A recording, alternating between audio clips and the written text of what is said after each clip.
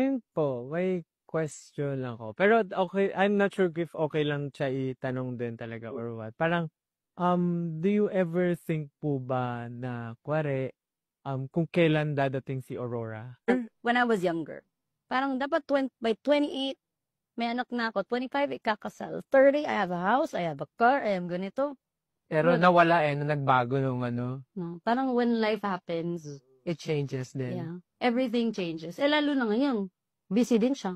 Parang ganun. Actually, mas ako yung mas Hindi.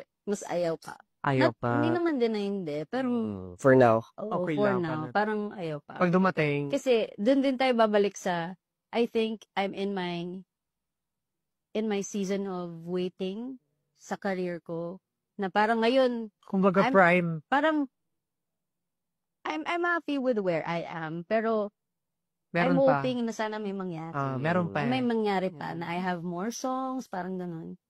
And yun, so parang nandun ako sa, hindi ko alam kung paano i-explain. Kasi sometimes may mga tao na na-o-offend, Yeah. lalo na pag napag-uusapan yan na parang, ay, yung iba nga gustong mag-anak, pero Pero, ikaw, oo, may, ganyan. But, Yeah. Pero sa amin kasi parang, like for me personally, a couple is a family. So, if walang baby, edi... Exactly. Pag binigay. yeah, but Thank we're you, not Lord. saying na we're closing the doors. Yeah, of course, of course. Of course. But I'm trying to take my time. Kasi I also don't want to force myself to become a mother just because I was pressured. Yes, tama. And Dapat ayoko hindi. dumating yung time na pag nabuntis ako, and marami ka then, pang marami ka pang diba, ano. baka pag dumating yung time na may anak na ako, I don't wanna rob my child of the time that Yeah. they Gets, deserve gets. because gusto ko mag-work pa ng mag-work. Or parang ganito. Or ayoko din dumating yung time na baka pag hindi na ako mag-work, baka at the back of my mind, may regret ako na hindi ko napaglaban yung career ko. So, the pressure actually falls sa babae. Kasi pag ang lalaki naman, pag nabuntis mo na yung asawa mo, pwede ka pa rin mag-gig.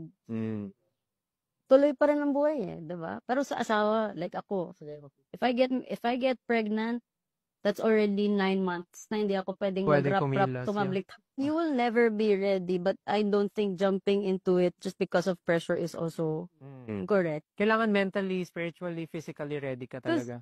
Hindi naman, kaya minsan pag may mga nang pressure sa akin, tinatanong ko, bakit ka ba mag-aanak? Para may mag-aalaga sa'yo. Yan ba yung tamang mindset kung bakit ka mag-aanak? Para may mag-aalaga sa'yo, ginawa mo. Close. Kahit sabihin natin na, ayaw pa namin, ayoko pa. Pag binigay naman